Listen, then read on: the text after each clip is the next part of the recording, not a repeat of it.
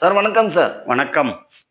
விடாமுயற்சி திரைப்படம் கிட்டத்தட்ட வெளியாகி 2 வாரங்கள் முடிஞ்சு 3வது வாரமா சில கணிசமான திரையரங்கு மட்டுமே போயிட்டு இருக்கு. இந்த படத்துடைய வசூல் எப்படி சார் இருந்தது? இந்த படத்தோட வசூல் பெரிய வெளியில சொல்லிக்கிற அளவுக்கு இல்ல. வசூல் சுமாரா தான் இருக்கு. அந்த நம்பர் நான் சொல்ல விரும்பல. சார் அதே மாரி 2 வாரங்கள் கழித்து வெளியான டிராகன் மற்றும் நீக் திரைப்படத்துடைய வசூல் எப்படி இருந்தது சார்? ஆல்ரெடி நான் சொல்லிட்டேன். டிராகன் வந்து ஒரு பெரிய சூப்பர் ஹிட் படம். அந்த படம் 2 வாரத்துக்கு 1 வாரம் இருக்கு, 2 வாரம் இருக்கு. 1 வாரம் தான் இருக்கு இல்லையா? அந்த படத்த பொறுத்தவரைக்கும் ஃபர்ஸ்ட் வீக் வந்து ரூ. 35,00,00,000 தமிழ்நாடு கிராஸ் பண்ணியிருக்கு. சார் அந்த திரைப்படம் வந்து தமிழகத்திலேயே வந்து 100 கோடி வசூல் ஆகும் அப்படின்ற மாரி சொல்றாங்க சார். அந்த அளவுக்கு ஆகுமா சார்? அந்த அளவுக்கு ஆக வாய்ப்பில்ல. ஒரு ரூ. 60 வரைக்கும் ஆக வாய்ப்பு இருக்கு. நீங்க சொல்றது வந்து மொத்த கிராஸ் சொல்றாங்க. கிராஸ்.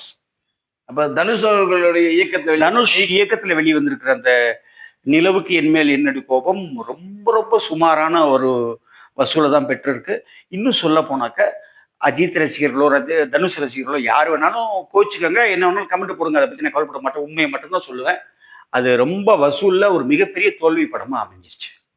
சார் அதே மாரி 1 வாரம் கழித்து பார்த்தீங்கன்னா, அடுத்த வெள்ளிக்கிழமை கூட வந்து பார்த்தீங்கன்னா, ஒரு 7, 8 படங்கள் வெளியாகி இருக்கு. இந்த படங்களோட நிலைமையில என்ன சார் இருக்கு? இன்னைக்கு 4 படம் வருது. அடுத்த வாரம் 7 படம் வருது. வரிசையா படங்கள் வந்துட்டே இருக்கு. இது வரைக்கும் 2 மாசம் இந்த வருஷத்துல. ஜனவரி, பிப்ரவரி 2 மாசத்துல இது வரைக்கும் 63 படங்கள் வந்திருக்கு.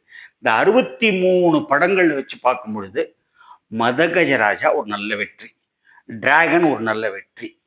குடும்பஸ்தன் ஒரு சுமாரான வெற்றி. இந்த 3 படம் மட்டும்தான் ஓடி பாக்ஸ் ஆஃபீஸில் ஹிட் பண்ணியிருக்கு. இன்னைக்கு தமிழ் சினிமாவோட நிலைமை என்னன்னா, சென்னையினுடைய மைய பகுதியில் அமைஞ்சிருக்கிற ஒரு மல்டிப்ளெக்ஸ் தியேட்டர். அந்த தியேட்டர் நேம் மட்டும் நான் சொல்ல விரும்பல. போன இந்த பிப்ரவரி மாதம் இன்னைக்கு 28ஆம் தேதியை விட்டுட்டு நேற்று வரைக்கும் அவங்களுக்கு மொத்தமே 80 லட்சம் தான் கிராஸ் ஆயிருக்கு. இந்த 80 லட்சத்தில் எல்பிஇடி ஜிஎஸ்டியில் சேர்த்து அவங்களுக்கு ஒரு 16 லட்சம் போயிடும். பாக்கி 64 லட்சம் ரூபா தான் நெட்டு. இந்த 64 லட்சம் ரூபாய் 32 லட்ச ரூபா அவங்க டிஸ்ட்ரிபியூட்டர் ஷேர் கொடுத்தாங்கன்னா பாக்கி 38 லட்ச ரூபா தான் அவங்களுக்கு இந்த மாசமே கிடைச்சிருக்கு.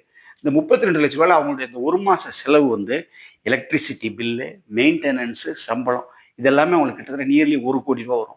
ஸோ அவங்க அந்த கேன்டீனில் வர ஒரு 10-20 லட்ச ரூபாயை வச்சு அப்போ கூட அவங்க ஒரு 30-40 லட்ச ரூபா நஷ்டத்தில் தான் இருக்கிறாங்க. இதான் இன்னைக்குள்ள சினிமாவோட நிலைமை. நல்ல கண்டென்ட் இருந்தால் மட்டும்தான் ஓடும். நல்ல கண்டென்ட் எடுத்து நல்ல படங்கள் கொடுக்கணும்னு சொல்லிட்டு தயாரிப்பாளர்கள், நடிகர்கள், இயக்குநர்களை நான் அன்பா வேண்டி விரும்பி கேட்டுக்கொள்கிறேன். எல்லாருக்கும் பிடிச்சிருந்தா இந்த சேனலை சப்ஸ்கிரைப் பண்ணுங்க.